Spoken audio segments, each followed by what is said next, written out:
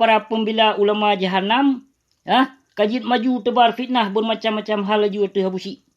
Karena hai kami ta kesalahan nabusi, hai kalawan sidro abusi yang kaku goncang gure-gure wakah binatang, maka hana jalan wakah untuk kalawan lun.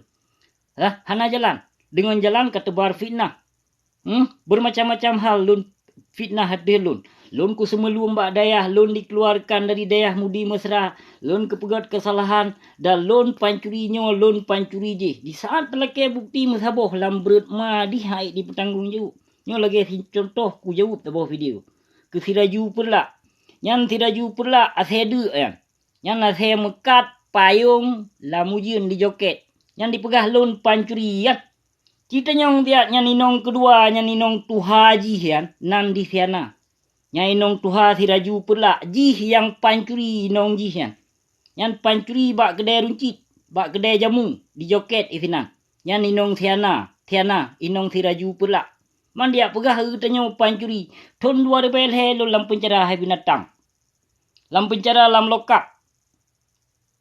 Ton 2000 put lo lam kem semenyeh dan ton 2000 put lo lepah kena. Bukan ada. Pakon namethat manusia munafik. Hoka ti pancuri. Hoka inong si pancuri, inong siana. Hoka inong siana tuha yang siraju pula. Cok lihat nyo videonya. Nyai nong ji yang pancuri ya. Yang lebih pasah lelako lenong muda. Nyai nong muda kai pasah anu bajiungnya na. Nafkah nasib. Nyai pasah lelako anu bajiungnya wak pimp tebe.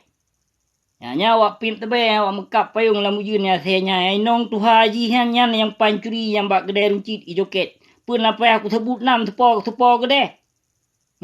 Baik kayu jak buka trup ke bak lun. Hai raju pula yang misai lagi bui.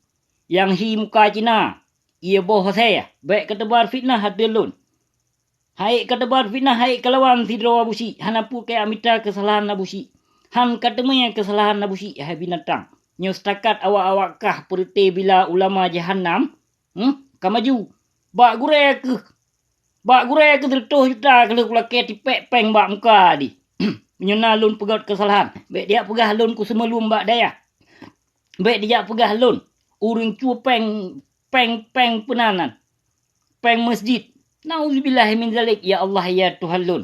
Karena awakkah kabila ulama riba, ulama suhu. Jadi hana sadar. Hana sadar awakkah para pembela ulama su. Ulama su giopoh le nabi hai binatang. Gio caci le nabi ulama su. Nah kedepu. Ulama su nyan musuh nabi.